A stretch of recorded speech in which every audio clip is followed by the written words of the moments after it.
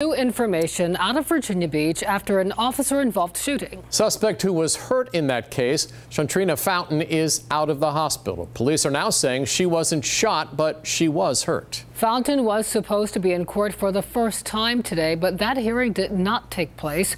13 News Now reporter Evan Watson explains why.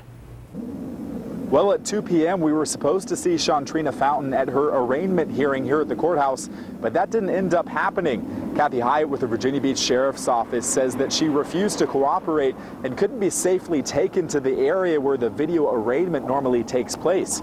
Now, I did talk to a woman here at the courthouse who says she is a relative of Fountain's. She says she's very concerned about her health and how she's been doing over the past 5 days, both in the hospital and in the jail. I asked Hyatt about Fountain's health specifically. She says Fountain was cleared by the hospital to come to the jail today and will get any additional medical attention she needs at the jail. Fountain is charged with malicious wounding and felony assault on a law enforcement officer. This stems from a stabbing at the Navy Federal Credit Union on Providence Road.